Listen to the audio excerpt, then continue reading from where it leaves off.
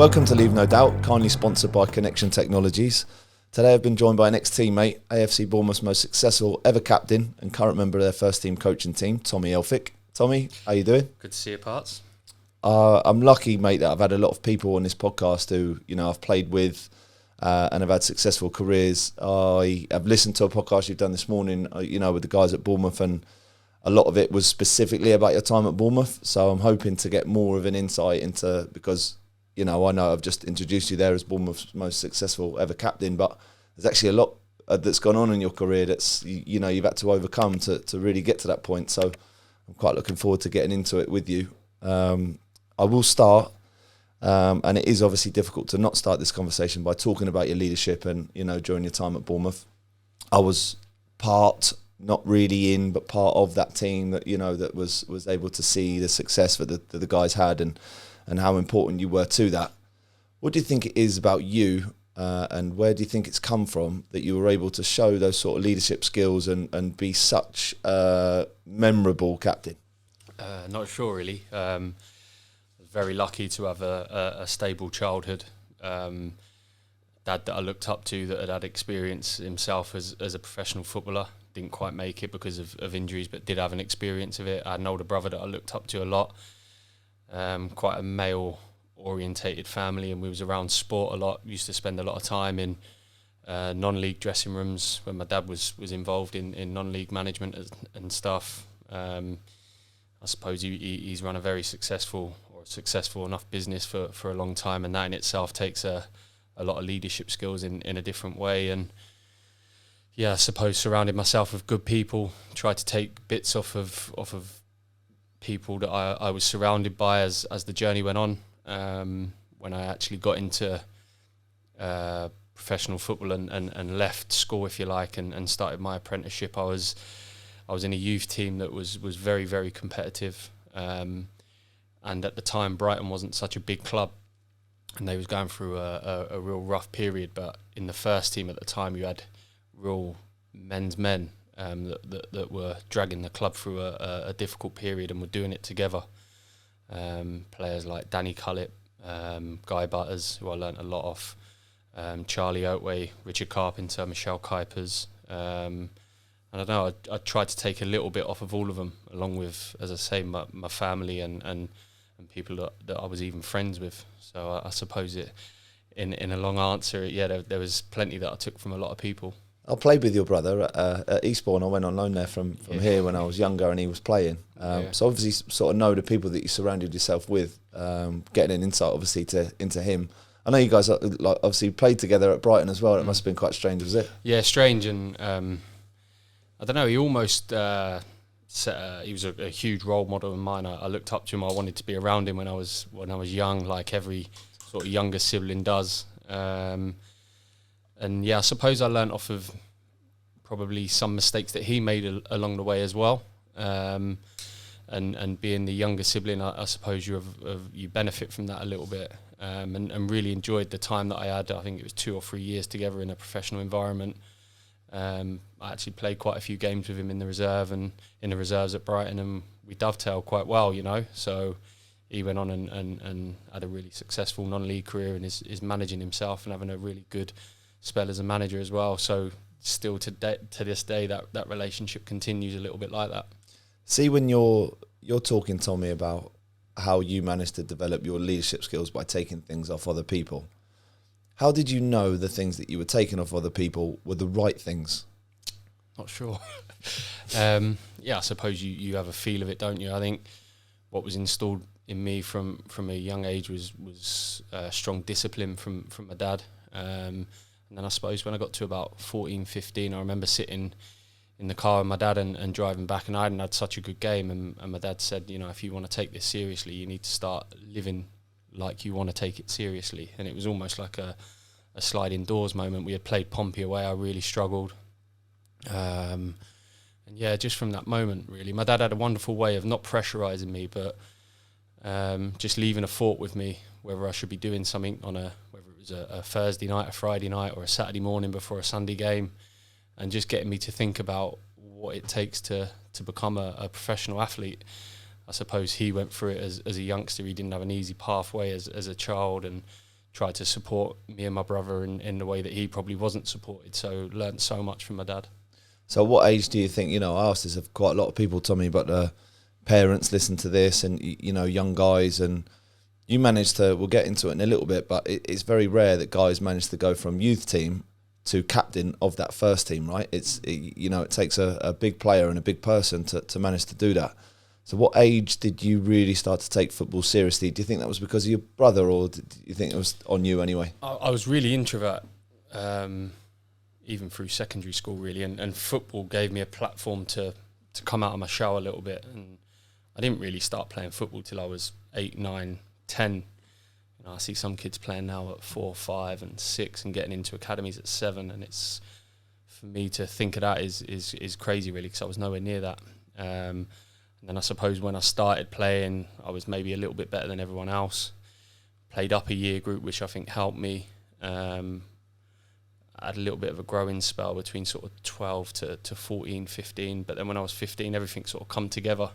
Just found things easy. I moved quite well at the time, and physically was all right. Technically was quite good for my age. And then obviously, as we all know, when you start getting to 15, 16, you start wondering about what you're going to do when you leave school, and you have the opportunity to go to your local club and become a YTS. I had quite a smooth ride for the first, from when I left school till about 22, 23, and then I had a serious injury. So everything kind of progressed in the way you would hope for. But yeah, probably 14 or 15, I thought I had a chance. Always as a defender when you was growing up? No, I used to move about. I used to play up an age group and down an age group for just my local Sunday side. I used to play midfield a little bit. I used to play in goal for the younger age group.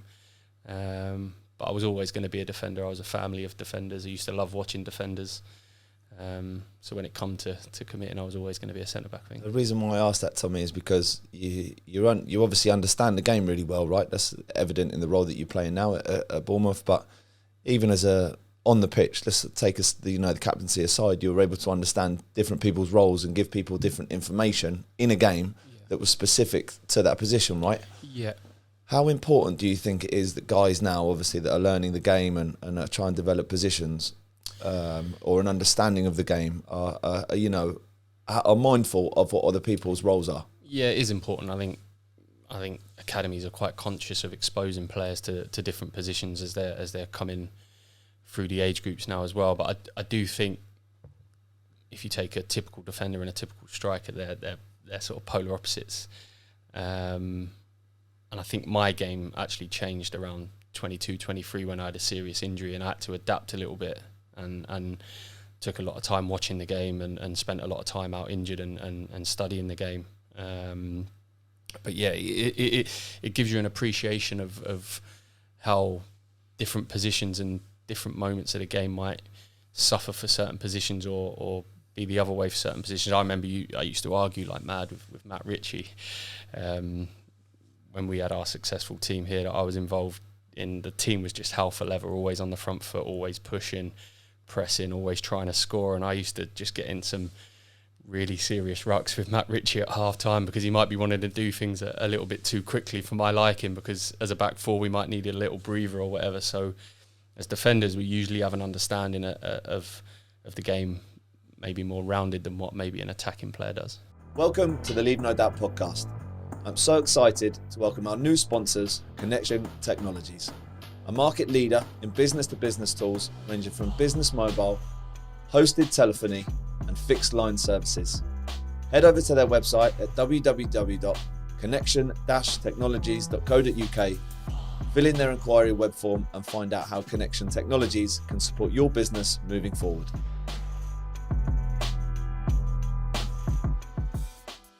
So talk to me a little bit about the process of you developing your understanding of what a centre-back's role is. Like, at what age did you think that you started to because often on this podcast, Tommy, I've spoken to strikers, we speak to wide men, obviously Matty's been on here, I ask guys, like, how do you understand the game? What sort of things are you doing in training? But as somebody who, had such a successful career as a centre-back, at what point did you start really understanding the position and your role, and how did you do that? I think I always understood what I was, first and foremost, and I was never going to win or lose a game on my own. You know, it was always a collective thing. I was never good enough to affect a game solely. And when I come on to my injuries and that helped me broaden that knowledge a little bit. But I was never the quickest, never the strongest, never the technically I was never the best. So I understood very early that I needed my right back next to me. I needed my centre midfielder in front of me. I needed my goalkeeper to bail me out, and I needed especially my centre-half partner to bail me out every now and then. Just as much as when we was attacking, if they wasn't scoring, we was never going to win a game. So first and foremost, I understood what I was and how difficult the game is. And then along the journey, I had some amazing coaches that started off in Brighton's academy. And along the way, you take bits from every manager, and every day at training was like an education to me. And I had an openness to learn from, or I thought I had an openness to learn from every session, or no matter whether it was geared towards defenders or attackers, or whether it was something more generic. But I think the core root of it come from understanding myself first. So what are some of the details, say give us an insight, mate, into your role now as a coach at Bournemouth's first team. What are some of the detail that you give to the defenders? Yeah, well, see, I'm still largely inexperienced when you compare yourself to some of the other benches and some of the other coaches that I'm working with. And I think when you transition from playing to coaching, one of the hardest things that I found early on was getting the knowledge from your head out and explaining it to somebody that, if you just take that player as an absolute blank canvas, trying to get them to explain it in the easiest, simplest form as possible. And sometimes how I portray it, somebody might not understand it. So I think the first thing for me was all these thoughts being in my mind, just writing them down, getting them down on paper, reading them back, whether it's 2, 3, 4 weeks later, months later, scribbling some of it out, you know, writing some more down, some amazing lessons from coaches along the way. Even a coach we had, like I was obviously involved with the 21s last year, but we had a coach up with the first team, Matt Wells, who was exceptional at delivery. And just the language that he used, that he could relate, like as a player you could relate to, it was still really relevant in a dressing room for a man off the street. And obviously other managers, Eddie Howe, so articulate, so the art was in delivery, you know. So you can have all these weird and wonderful and what seem right ideas in your head, but the absolute the art in it is the delivery, the tone, when you step in, when you step back, how you free it up, how you sort of constrain everyone. So that in itself is an art that takes so much time to develop. Let's take aside let's try and take aside then, mate, obviously messages that you give to other coaches, because I know, you know, you've just explained there, you are really early into that sort of, into that progression into your coaching role. So I'm not going to sort of sit here and say that you know all the answers, right? So as a player, let's take a Saturday to Saturday game in a week. Like, what sort of things are you going through in your own mind to prepare yourself as a defender specifically for a game on a Saturday? For me, it always went back to when I was a youth team player. I had a wonderful coach, Dean Wilkins, and he was just mad. He was well above he was well ahead of his time, and he was mad on footwork and foot patterning and your body position and your body shape relative to the ball. And they were the things that sort of underpinned me as having relative success to what I had to deal with as a player. And things towards the end of my career they spiraled for me out of control. In some respects, the OCD kicks in and you have to get through certain things in the week. But I think them lessons that he patterned into me early were the things that allowed me to have, as I say, what I thought was a relatively good career. And at the same time, like obviously team training happened, and then you do that stuff on your own, what, after or before? Yeah, I always thought for my game, rhythm was really important. And when I was coming back from injuries or when I was coming back off a break or a pre-season, getting back into a rhythm was really important to me. And certain movements and patterning my feet, and I used to like to try and get through that in the week. If I hadn't got it from training, Thursdays and Fridays, I used to like to stay out behind after training and go through it with a fitness coach. And just the way I moved, and I was never the quickest, so I always had to be one step ahead of the attacker, if not 2 steps. So the way I moved across the pitch, the way I which I patterned my feet and prepared my body to move both ways, and stuff was really, really vital to me. See, you learned that from one of your coaches, and you got the sports scientist to help you with that sort of before and after training. Do you think that, you know, you've obviously been given facilities and you've had access to sports scientists and good coaches that have taught you that? But do you think it would be fair to say, because some of these guys who listen to these podcasts, Tommy, they don't have access to the sports scientists. They might not have had, you know, the luxury of having coaches that you've had.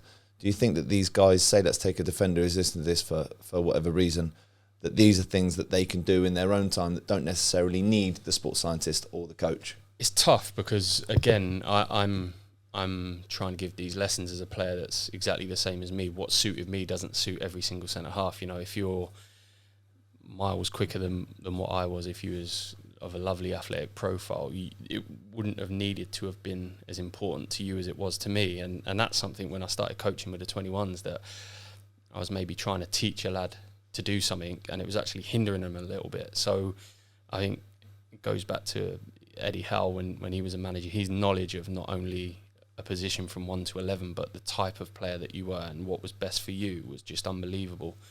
And that's just studying the game. And for the young sort of centre halves, I think one thing I always looked to do was look to other players for lessons and inspiration. So know what you are ultimately. And two players I remember watching so much growing up, Tony Adams and John Terry, and you can just take little bits and little lessons from them. So I think the way youngsters learn these days as well is a lot different to the way me and you would have learned when we was growing up.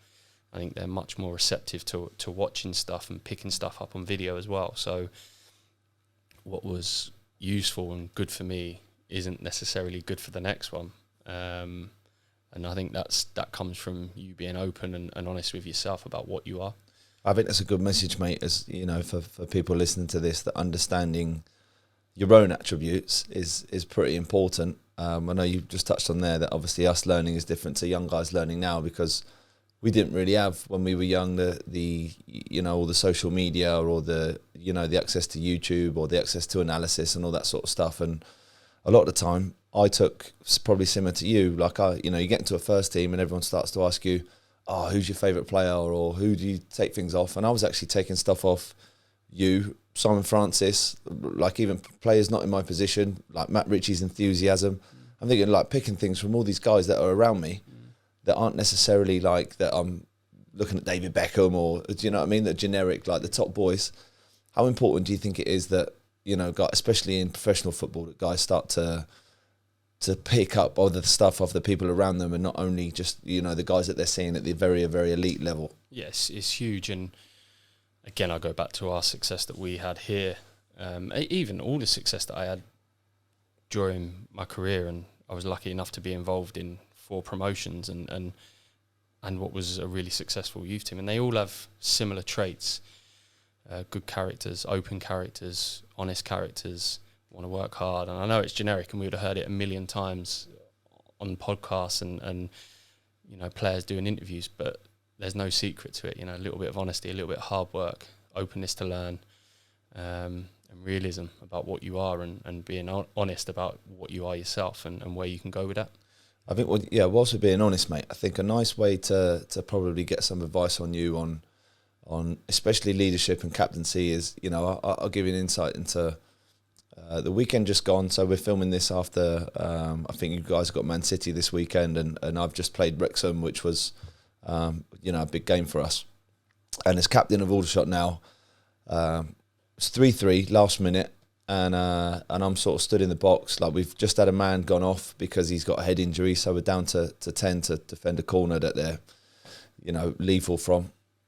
And I'm screaming, shouting at everybody to pick someone up, right?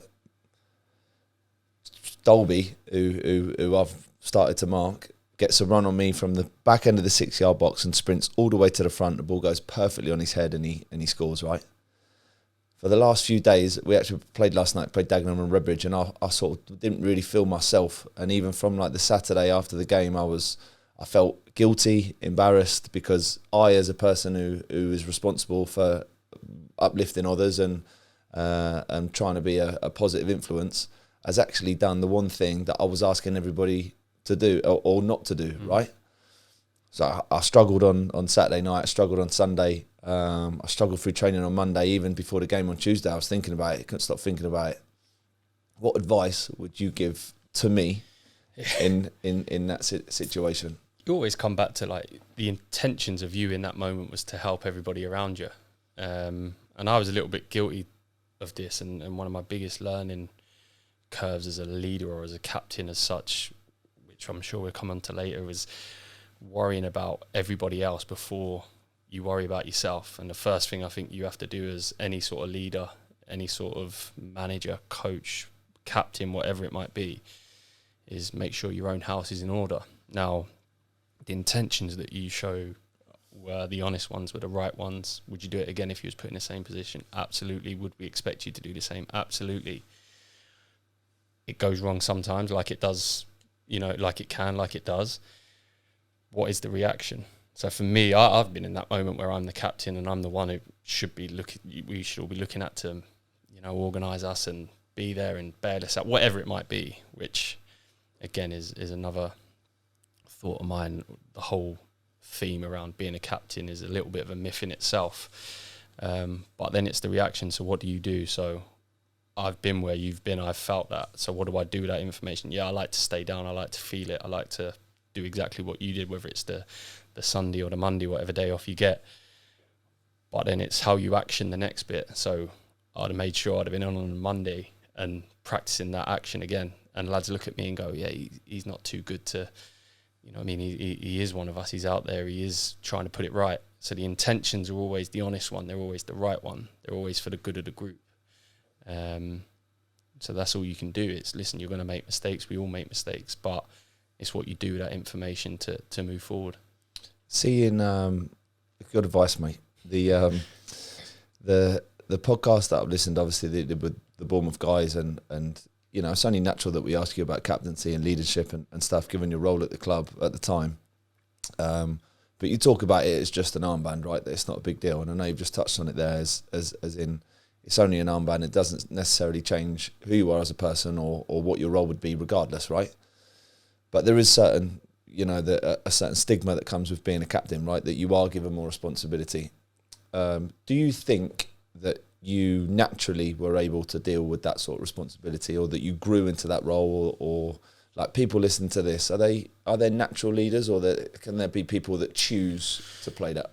There's people that lead in so many different ways, and I think especially now in this day and age, a lot of lads are not reluctant but less forthcoming in having a voice. I don't know whether that's how we're brought up these days or whatever it is.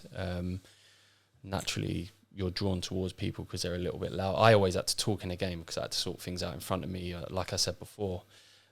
So probably people were drawn towards me as leading as such, but there's so many other ways that you can do it.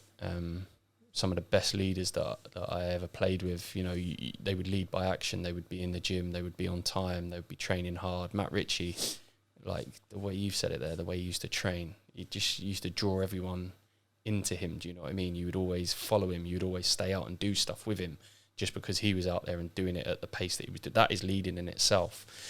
And I suppose when you're managing or a technical director or an owner of a football club, I suppose you're trying to build a group with different parts of all these leadership skills. The reason I say captaincy and stuff like that is a little bit of a myth, is because I don't like when all of a sudden someone's got an armband, they feel like it does give you extra power, it does give you an extra voice, it does give you the right to certain privileges or whatnot, and people change off the back of it. I've seen it a lot where people get a captaincy, they become a club captain and they change.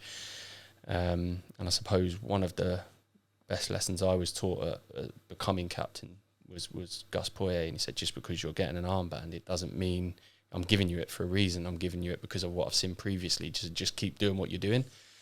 And it comes back to stuff away from football. So clean living, you know what I mean? Being on time, doing what's required in terms of extras and gym programs. So leading by example in that way, as well as taking care of yourself out there as well. You can't be a great captain or a great leader without playing well first and foremost. And there was a stage in my career where I moved clubs and I was brought into a club to try and play this role. And I lost sight of what I needed to do myself because I was trying to sort out so many other things. And then the detriment to that was my game. And all of a sudden you can't lead without being 1,000,000% you, and you know what I mean, being that 7, 8 out of 10 what everyone needs you to be every week. I'm glad you touched on, obviously, that the time at Brighton when you became captain. I know I mentioned it before that it takes a big person and player to go from youth team to captain of that first team, and obviously Brighton have done it a couple of times. I think obviously when you left, you know, well, not when you left, but obviously Lewis Dunk since has gone on to do that as well. Because usually, like in my experience at Bournemouth was that as a youth team player, not only is it very hard to break into a first team, but you're usually the casualty, right? It's quite easy when that happens. What do you think, you know, what was the process for you of going into that Brighton team and not only playing well, establishing yourself as a first team player, but what do you think it was about Gus Poyet that, you know, you just said don't do anything differently to what you were doing? Yeah. What were you doing? It was performance. It was just, it was showing up and performing. It was, again, it was what I was doing daily, where I wanted to get to, the form I was in. A little bit of luck, someone got injured. He handed me an armband. I remember it was Wickham away. I actually didn't play well. And he pulled me in his office and he said, "Oh, you've made me sort of, I don't know." And I was only young at the time, 20 odd. And he just said, I've give you this for a reason. So when you get it next time, just be you. You don't have to be anything different. You don't have to try any harder. There's no added pressure that comes with it. It's just an armband. Like, wear it. Do the toss at the start of a game. Like, when you break it down, that's what it is. And I think any successful captain or leader, captain especially on a football pitch, they follow the manager. So if you're getting absolute clarity Monday to Friday, where in my best periods as a player, I was getting clarity Monday to Friday. I knew the motivation. I knew where we was trying to go with it. As a senior member of a team or as a captain of a team, you're just reinforcing their messages alongside living your life right, giving yourself every opportunity to play well on a Saturday and ultimately playing well on a Saturday, so that when I'm questioning someone for doing something that I don't think's right, all of a sudden I've got legs now, you know what I mean? I've got some sort of standing because I can do that with everything that I'm giving Monday to Friday and on a Saturday. That time at Brighton, mate, you know, I'm reluctant sometimes on this podcast to speak about people's injuries because this podcast is all about football development and what, you know, the conversation that we're having, what can people take from that that's going to help them improve. However, you know, your injury was so serious during that time, so you're probably at the peak of your career at Brighton, young captain, playing in every game, suffer an Achilles injury that subsequently leaves you out for 14 months, which is, as we know in football, well, in life, is a seriously long period of time. During that period of time, people are telling you, we don't know, Tommy, if you're going to get through this. We don't know whether you're going to be okay. We know now, sat here across the table, that the most successful years of your career are before you and not behind you. What was the mindset, mate, when somebody's telling you, because it takes a strong mindset for somebody to be told you're not going to play or you might not play again, and then to be able to get back to a level where you're not only able to just play, but to be able to really perform at the level successfully? Yeah, it's tough. And I was young, and it was a period where the football club was really taking off, and I was playing every week, and we was just about to move into this new stadium. We had just been promoted to the Championship, something we had been looking. I'd committed a few years earlier to a long-term contract. I was the first one contracted to this stadium that's obviously we've gone on to see how Brighton are doing now, but it's all sort of taken away from you. You have to get over it very quickly, and for me it was about all of my injuries just been stages. So you get injured, it's like, right, find out what I've done. Until that point, yeah, you're going to be up and down and you're going to be all over the place, but when you find out what you've done, right, let's go to work with it. So when's the operation? Let's get the operation done, out the way. Right, I'm in a boot for 6 weeks. What can I do in that 6 weeks to improve myself? Study the game, speak to people, you know what I mean? Take time to go up to the office, keep yourself in a relationship with the manager, do you know what I mean? Just try and learn as much as you can. And Gus Poyet at that time for me was fantastic, because he used to include me in a lot of things like that. and he was great for me. He would just come down to the physio room and chat on the bed for an hour with you. Do you know what I mean? When you're thinking, geez, I'm of no interest. I can't help this guy at the moment. So for me, it was about the stages and just trying to use every part of my rehab to learn and develop something, whether it was upper body strength or lower body strength, whatever it was, and try and come back better. So it was really tough. Along that time, I had a setback in my injury, had to have another operation. So now I'm even further away from getting back. Club's really progressing. And then I suppose a little bit of fate, fortune, whatever you call it, worked tirelessly to get myself back to a stage where I was fit and ready to show people that I was still a footballer. And then, having the opportunity to come here and for Bournemouth to have taken a chance on me, it was the best thing that ever happened to me in hindsight, is rupturing my Achilles that day at Notts County. So I suppose a little bit of luck off the back of that first major injury for me led me to what was to come. And then every time I got an injury along the way, I would always draw myself back to that first injury that I had and what come of it. And every injury I had along the way led to something, because I believed that they would lead to something. So your mind plays a massive part in them periods. And it's just how, you just have to keep checking in. I go back to when I was a kid, surrounding yourself by good people. My family were massive for me. My agent at the time was massive for me. My brother, my friends, huge. So I think in them times where it's really tough, you rely on the people around you. It's crazy, mate, isn't it? That something I've listened to in the car on the way in, mate, in Jordan Henderson's High Performance podcast is they talk about bad things that happen to you aren't necessarily bad things for you, because it's like at the time you're in an enormous struggle, and I know what it's like, because not only were you injured and not able to play, but the team you were at were doing unbelievably well, right? Like I've sat in the stands here when I probably wouldn't have been involved had I been fit anyway, but I've been surrounded by, like I've had long-term injuries and been surrounded by guys that are playing out their skin and progressing, and I think it's more difficult really to show that strength when you're surrounded by guys that are being successful more so than it would be unsuccessful, if that makes sense. Yeah. When I'm really, I'm eager to sort of get an insight, mate, in when a doctor or a surgeon or the specialist ends up saying, Tommy, look, I'm not sure whether this is going to go one or two ways. You won't be able to play again, or you will. What is it that, that switched in your mind to say, no, you know what, I am going to play? Don't know. I remember sitting down with my dad in his house, and it's like, geez, I might not play to the level that I wanted to have or thought that I could have played of, and being real in that moment, it's like, well, look, you're a good lad, you're a clean living boy, you're a bright boy. Do you know what I mean? There's life beyond football. Don't worry, but just give absolutely everything that you can to get out of this situation the other side. So again, a little bit what I mentioned, just being open to physios, surgeons, doctors' opinions, and not getting too consumed day to day with the struggle that you're going through. There's an end goal here. There's a bit of light at the end of the tunnel. All right, if that doesn't go right, if you don't get to the end of the tunnel, what's the other route? Do you know what I mean?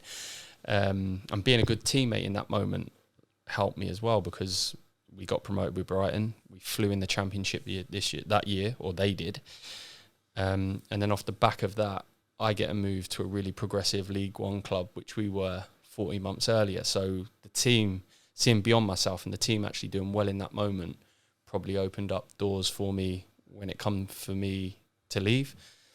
And you go through that at different stages in your career. I was always conscious of, again, especially when we was here and everything was going so well, I was always drawn towards, that 11 had just won, but geez, there's 6, 7, 8 lads who have been on the bench this week.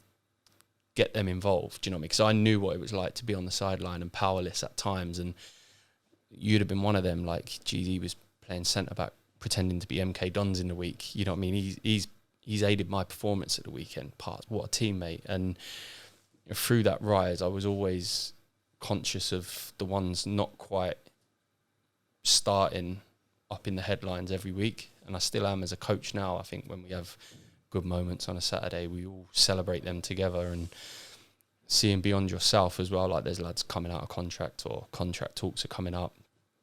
You will only get what you really want at the end of it if the team are doing well. If the team aren't doing so well, it won't be quite as good as what you thought it would be. If the team are flying, it might be a little bit better than what you thought it would be. So seeing the bigger picture in them moments as well is really important. So, see, mate, when it came to, we talked obviously about your time at Bournemouth a lot, and when it came to joining Bournemouth after having been injured for so long, I know you had one game, like obviously after reading online, you had one pre-season game, right? And then you joined us. I think the season had already started. I think you went straight in the team at Portsmouth. Was it Portsmouth first game? 1-1. Lee Barnard scored at the end. Yeah. You played with Miles Addison, didn't you? Yeah. The pair of you. And that was like full house, Fratton Park. Obviously, I know that they were on a decline, but and were struggling for signings. But I remember it being like 20,000 people in a stadium, red hot day. Approaching that game after having 14 months out, how did you feel? Like, what sort of version of yourself did you think? Like, I can imagine that knowing what I do after injuries, like I didn't play at a packed out Fratton Park, but I remember after some of my injuries, I remember playing a game for Eastleigh on loan. And I was basically having like an anxiety attack before the game. Like I was mad nervous. Did not know what kind of version of myself that I was about to be. Yeah, you probably trust the physios and your rehab at that point. Adrenaline plays a huge part in it. Self-belief plays a huge part in it. And I was always a slow burner. So it would take me, like I spoke about rhythm earlier, it would take me 4, 5, 6, 7, 8 games to get to where I needed to get to in a season. So I always felt whatever I produced on that day, I would only get better. And to be fair, when I was signed by Paul Groves, one of the conversations I had at length with him was how he was going to manage me on my way back from an injury, and me saying, look, don't expect me to come in here and be a knight in shining armour and we're going to keep clean sheets for the rest of the season just because I'm here. This is going to be a little bit of a journey for me. And he said, no, I appreciate that. We'll play you, we'll take you out. You've just got to be honest with where you're at. And I remember playing the first 2 or 3, he took me out. It was a midweek game here. I probably wasn't ready to do Tuesday, Saturday, come back in. And we didn't have a great start. People forget that here. When I joined this club, it was a real sticky start. Loads of draws, wasn't it? Yeah. We were off not necessarily playing badly, but not playing well for sure. We lacked a little bit of direction, didn't we? A little bit of... We'd brought a lot of players in, and we was all on our own journeys back from injuries or back from rejection. It's the only time I got a sniff Tommy in the end. It was a funny atmosphere, but I don't know, I suppose that bit when you're coming back from injury does come from a mental resilience and a mindset and a belief in yourself to come and produce what you are again. And again, it comes back to the people you surround yourself with. It might be a phone call to your mate or your dad or your agent or one of your teammates. You don't know who it is in that moment, but they just give you the confidence to be fine. But I did notice, as you've touched on there, the more injuries I had later on in my career, it just messed with my mind too much. And ultimately, I was in a place where I couldn't perform anymore.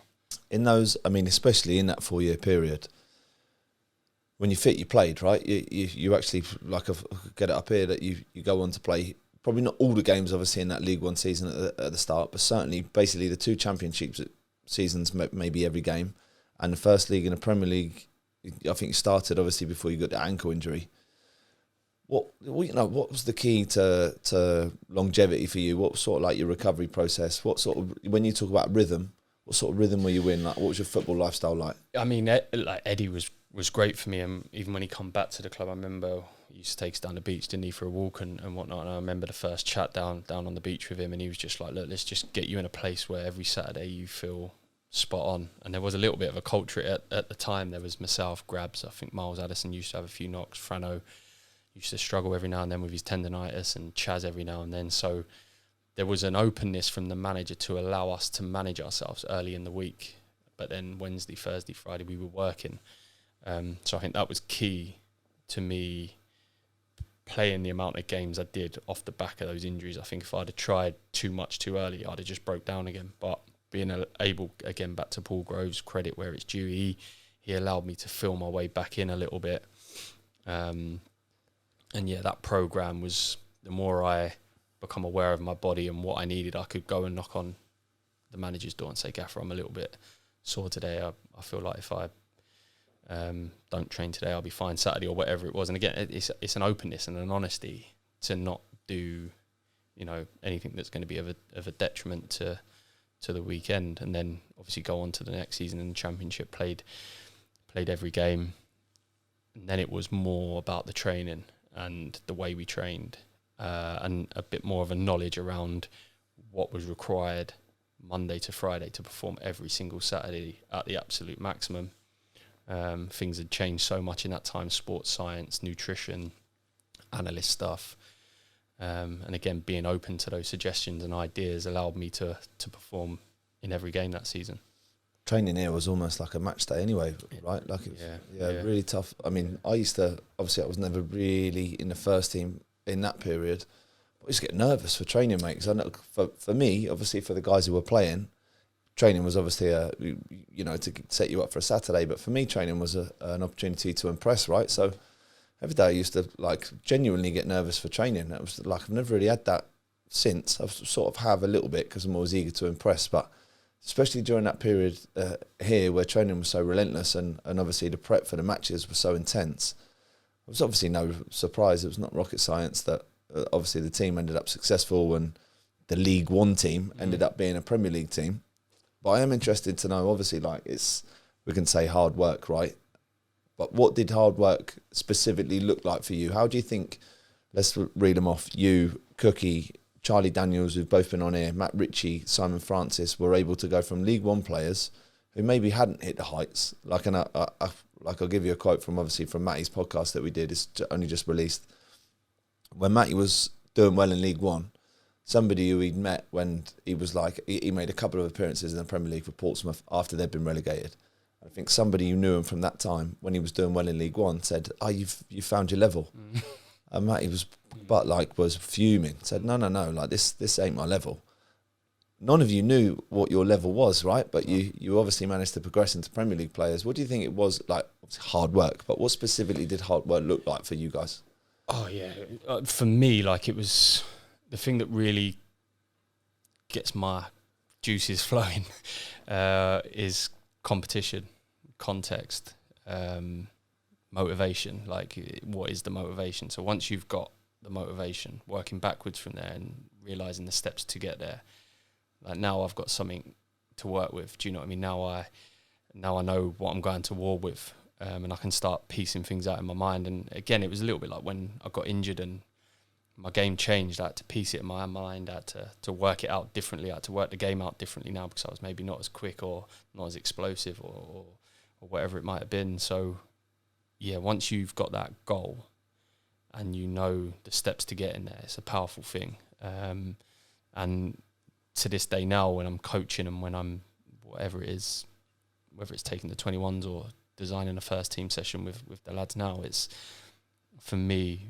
creating context and creating competition is massive, huge. And I think as well, when I left Brighton, it was a progressive club. This was trying to become a progressive club. The aim was clear, signing here that summer, that we wanted to get in the Championship and establish ourselves as a Championship club. And then all of a sudden you're playing Brighton and you're doing better than Brighton, and Brighton are trying to get to the Premier League. Well, hold on a minute, why can't we get there? And beating Brighton to the Premier League in a weird way was a massive win for myself. It justified the move. It justified coming to this club. And it was that competition that you set in your mind is huge to me. Have you always set goals personally, or was that sort of like a team thing? I suppose I do personally without realising it. And then later on in your career, you work with sports psychologists and sports performance people, and they tap into that a little bit. I suppose always in my mind there was somewhere I wanted to get to, how I was going to get there. So in a roundabout way, I suppose I did, without knowing it. See, look, if we're moving on a tiny bit, mate, it's obviously you spend that first season in the Premier League that you started off in the team and finished off in the team, right, in between that sort of ankle injury, and then watched interviews that you've done this morning on that move to Villa. Just for you, probably at that stage in your career, like such an enormous football club, being asked by a manager, obviously, that had previous links with you and Gus Poyet and Di Matteo, that you said it felt like the right time to do that, right? And you've just touched a little bit earlier on in this podcast about going into a club and trying to take on too much as a captain. You went in there, obviously, as captain into a brand new changing room before meeting any of your teammates. Is that what you were talking about? Tough, yeah, and that was what was sold to me, and ultimately I had a decision to make here, where I'd spent a little bit of time out the team. The lads had done unbelievable. The club was moving on. You're not on them trips where they're going away to Chelsea and winning, or you're not in the dressing room after they've beat Man United at home, and the group's moving on a little bit, and you're not quite as prominent as you was the previous season or whatever it is, and yeah, things fall in line contract wise, and yeah, opportunities come up, and yeah, you make a judgment call in that moment, and that was the call for me. That was one I made, and looking back, some people might say, "Oh, should you have made it? Should you have gone? Would you have been better off fighting for your place here, stand around it a little bit longer?" The amount I learned at Aston Villa is incredible, and it's led me down a path to come back to this football club as a coach, knowing so much more about myself. And this is no disrespect to anyone that stayed at Bournemouth for all them years, but you talk to lads that did stay beyond me and finish their career here, you just roll with it. When things are going well, you just roll with it. You don't really know, you don't really understand why they're going well. And you'd have had something similar, you'd have left. And it's not until you leave and experience something else, you actually realise what it was that you was doing so well that got you to that point. So for me to go and experience what I experienced in the next 5 years of my career, I had to do to get to a place to be able to do what I want to do going forward. And just like the dressing room that I walked into at Aston Villa, as a captain now, all of a sudden, a little bit like what I said, this knight in shining armour was going to come and pull this dressing room together. The job was just so big. And in the early days where there was players coming and going every day, the squad was massive. I remember we done a 11v11 with 5 or 6 floaters on a Friday before the first league game. It was like them 5 floaters. You got Micah Richards, Joleon Lescott, Brad Guzan, like massive characters that have been around the Premier League for so long. And the place was just so disjointed, and I'm trying to bring it together the way I brought it together here, or tried to bring it together here amongst a real good core bunch of players. And all of a sudden you haven't got any relationships straight away from the start at Aston Villa, and you're trying to get people to buy into this together. Anything is possible, lads, come on, we can do it. And these lads are on massive contracts and have played in the Premier League for so long, and it's different, and you have to find a different way to bring these people together. So what I learned in that period was huge, and trying to do it the way I was doing it was expelling so much energy. Ultimately, my game wasn't what it was here. Could you give us an insight into, when you're saying I've learned a lot, not only about yourself, but about your game and about sort of football in general, like what sort of things spring to mind straight away? This club in itself is just so unique, where we're based in the country, you're almost remote to everything else. The distractions aren't anywhere near as big. You can't get on a train and be in London in 45 minutes. So you really have to buy into being together, doing everything together, enjoying each other, enjoying every day, coming away from it, being together in the evenings. And that strength can become a weakness if you're not careful. And then you come into a club like Aston Villa, you're based in the middle of the country, you have lads travelling in, hours here, hour there, can't wait to get off after train. But the success is built in different ways at different clubs, and that's where you have to be adaptable, not only as a player, but as a manager, as a leader, whatever it is, to bring it all together. And what would have turned that group on at Aston Villa was totally different to what would have made this group really proud and been our motivation. Until every group's different, every club's different, and you have to buy into the ethos of the club and the city and where you're at.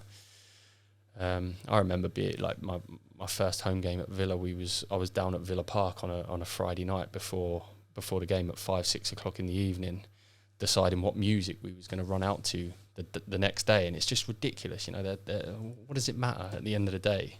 And here that was all boxed off and done, and like I'm a player. Just let me concentrate, and then you're not like there was silly stuff that happened along the way.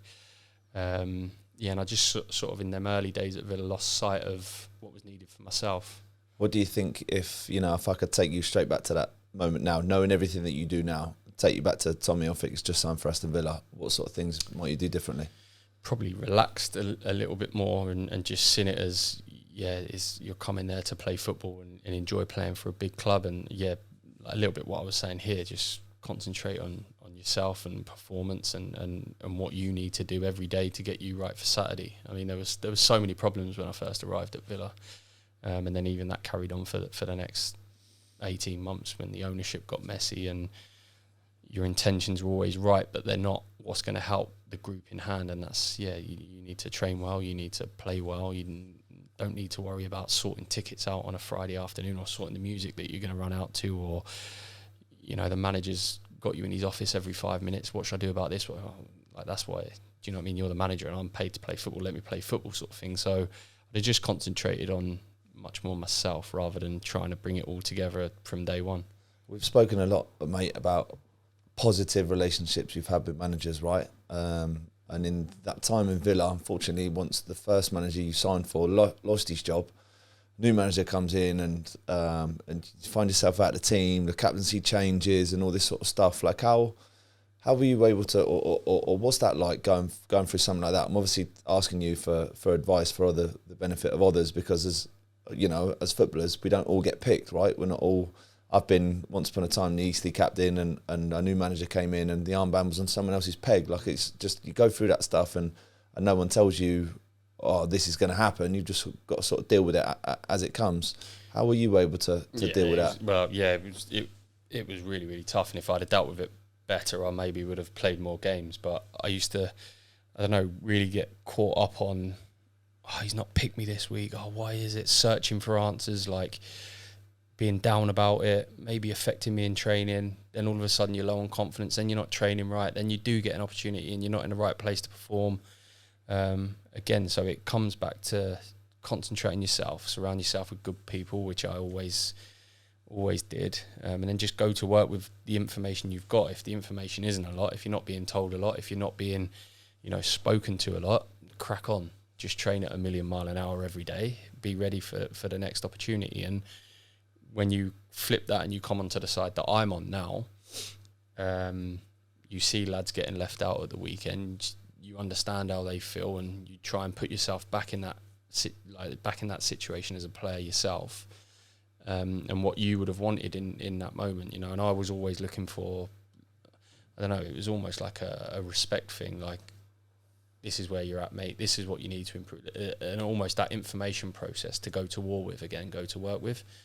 And again, if I hadn't have come away from Bournemouth to experience that under various managers since then, I don't think it would have taught me what I needed to know going forward for my journey from here.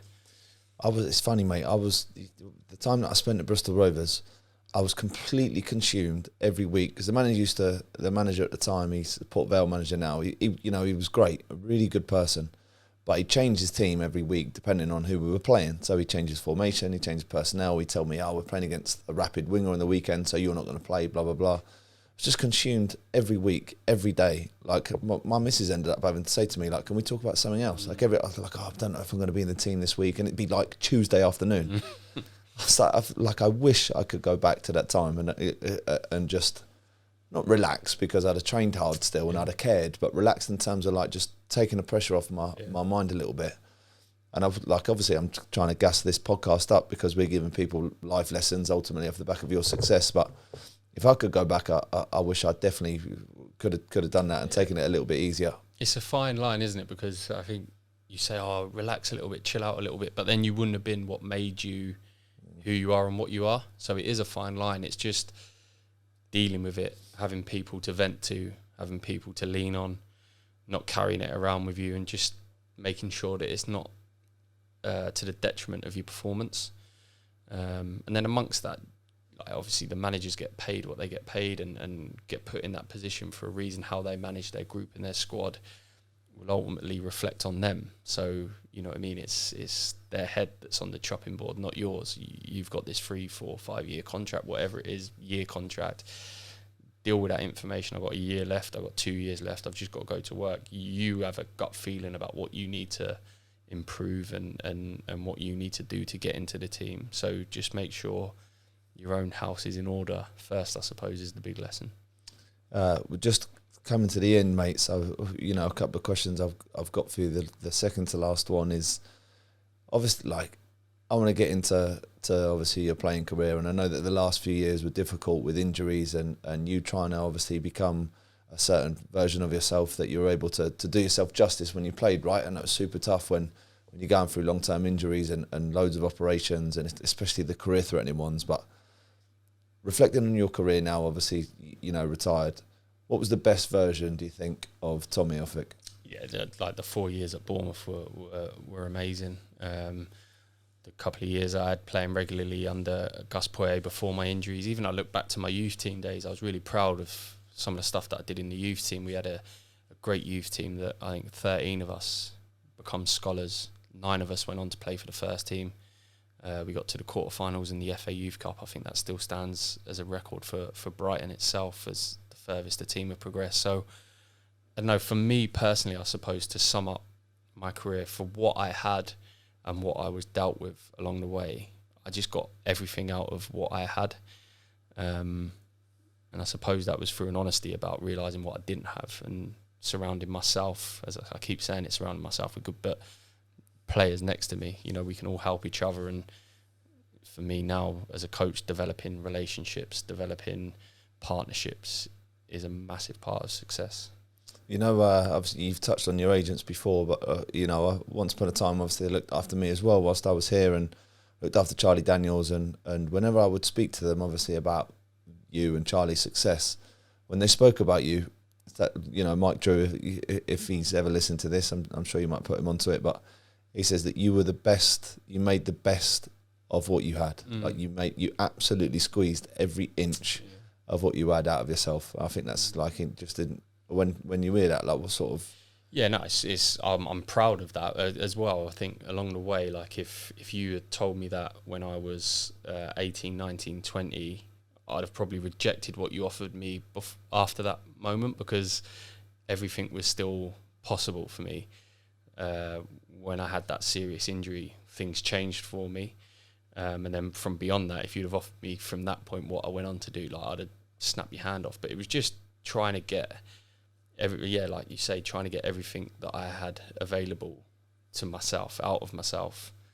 And yeah, when you look at the success that I did have, even in little moments or whatever, it was always next to someone else, beside someone else, in a group. Like, the sum was always greater than the parts for me. Bringing that together, I took pride in bringing things together and getting the most out of what we had.